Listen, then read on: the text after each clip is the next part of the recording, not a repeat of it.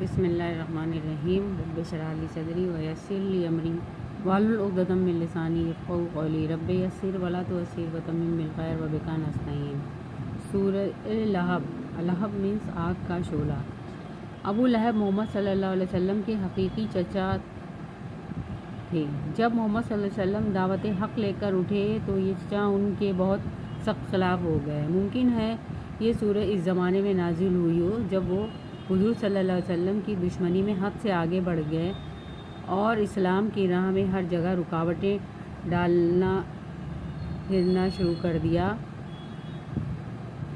پھر یہ ممکن ہے کہ اس سورہ کا نزول اس زمانے میں ہوا ہو جبکہ قریش کے لوگوں نے حضور صلی اللہ علیہ وسلم اور آپ کے خاندان والوں کو شعیب ابی طالب کی گھاٹی میں قید کر دیا تھا۔ قدیم زمانے میں پورے ملک عرب میں بہت زیادہ بدامنی اور بے چینی پھیلی ہوئی تھی۔ کسی کے جان و مال کی کوئی گارنٹی نہ تھی، اس لیے عربی معاشرے کے اخلاقی قدروں میں رشتہ داروں کے ساتھ حسن سلوک کی بڑی اہمیت حاصل تھی۔ چنانچہ نبی صلی اللہ علیہ وسلم جب دعوت حق لے کر اٹھے تو قریش کے دوسرے خاندانوں اور ان کے سرداروں نے تو نبی صلی اللہ علیہ وسلم کی بہت زیادہ مخالفت کی، مگر بنی ہاشم اور بنی مطلب، ہاشم کے بھائی مطلب کی اولاد نے آپ کی مخالفت نہیں کی بلکہ آپ کی ہر وقت مدد کرتے رہے۔ حالانکہ ان میں سے اکثر آپ کی نبوت پر ایمان نہیں لائے تھے۔ ان کے خاندان کا صرف ایک شخص ابو لہب جو ان کے اصلی چچا تھے، اسلام کی دشمنی میں بہت ہی آگے بڑھ گیا۔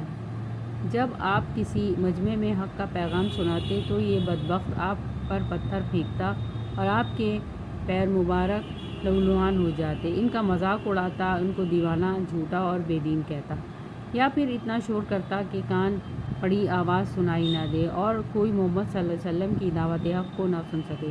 جب اسے اللہ کے عذاب سے ڈرایا جاتا تو کہتا، میرے پاس مال و دولت اتنا زیادہ ہے کہ میں اسے فدیہ میں دے کر عذاب سے چھوٹ جاؤں گا۔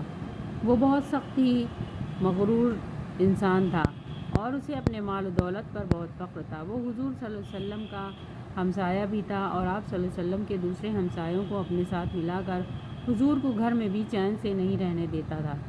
اس کی بیوی ام الجمیل جو ابو سفیان کی بہن تھی، اس شرارت میں شامل تھی۔ وہ راتوں کو کانٹے دار جھاڑیاں لے کر آپ صلی اللہ علیہ وسلم کے دروازے کے باہر ڈال دیتی تھی تاکہ آپ اور آپ کے گھر والوں کو آنے جانے میں تکلیف ہو۔ نبوت سے پہلے حضور صلی اللہ علیہ وسلم کی دو بیٹیاں ابو لہب کے دو بیٹوں سے بیاہی گئی تھیں۔ ابو لہب نے اپنے بیٹوں کو مجبور کر کے آپ کی دونوں صاحبزادیوں کو طلاق دلوا دی۔ وہ اپنی جہالت میں حد سے بڑھ گیا تھا۔ اس کا نام عبد العزیٰ تھا جو کہ ایک مشرکانہ نام ہے، لیکن اس سورہ میں اس کو ابو لہب کے نام سے یاد کیا ہے۔ ابو لہب کے معنی ہیں شعلہ رو۔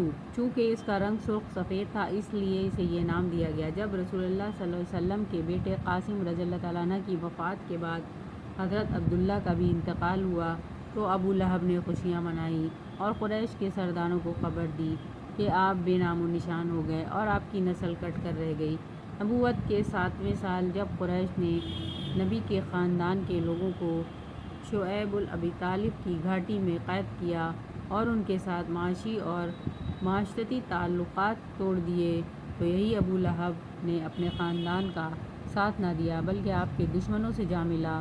وہ مقاطعہ 3 سال تک رہا اور آپ کے رشتہ داروں پر فاقوں کی نوبت آ گئی۔ اس طرح وہ اپنی زیادتیوں میں حد سے بڑھ گیا۔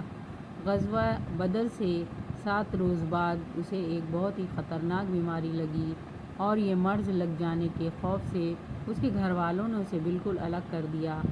وہ وہیں مر گیا، کوئی اس کے نزدیک نہ گیا۔ آخر 3 دن کے بعد اس کی سڑی گلی لاش کو مزدوروں نے اٹھا کر دور جا کر گڈھے میں پھینک دیا۔ سو اس کا مال اور اس کی اولاد اس کی کوئی کام نہ آیا۔ اس طرح چند سال کے اندر لوگوں نے یہ پیشن گوئی کو سچ ہوتے ہوئے دیکھ لیا کہ ابو لہب نبی کو مٹانے چلا تھا تو آخر خود ہی بری طرح مٹ کر رہ گیا اور اس کا پورا زور جس پر کہ اسے فخر تھا ٹوٹ کر رہ گیا۔